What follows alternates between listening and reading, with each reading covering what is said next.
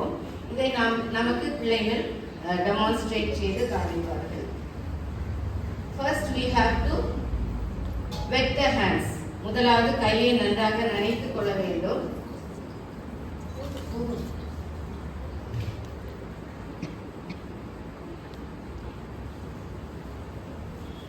அதற்கு பிறகு சோப்பு கையில எடுத்து நன்றாக தேய்க்க வேண்டும். சோப்பு எல்லா இடத்திலும் தேய்த்த பிறகு right palm over the left, right palm over the left hand, right palm over the left palm, interlocking the fingers. நல்ல முறையிலே தேய்க்க வேண்டும். அதுபோல அடுத்த கை ஓகே. அதற்கு பிறகு நம்மளுடைய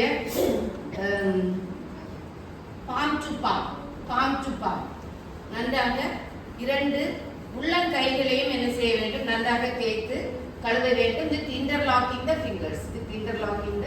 fingers. அதற்கு பிறகு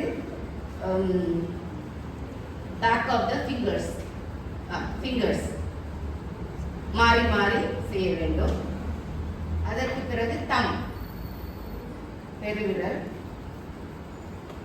அதற்கு பிறகு உள்ளங்கை, நெயில்ஸ் உள்ளங்கை. அடுத்தது அவ்வளவுதான். அதுக்கு பிறகு ரிஸ்ட் மாறி அவ்வளவுதான். அதற்கு பிறகு நன்றாக தண்ணீர் ஊற்றி என்ன செய்ய வேண்டும், கழுவ வேண்டும். அப்ப இதுதான் நாம் என்ன செய்ய வேண்டும், நல்ல முறையிலே கை கழுவ வேண்டியது. நாம் சாப்பிட்டு முன்பது என்ன செய்வோம், சும்மா அலசிட்டு ஓடிடுவோம்.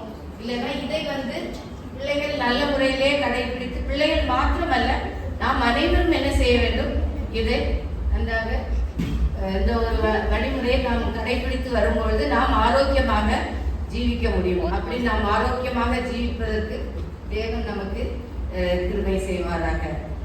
இதை நல்ல முறையிலே செய்து தந்த பிள்ளைகளுக்கும் நான் நன்றியை தெரிவித்துக் கொள்கிறோம்.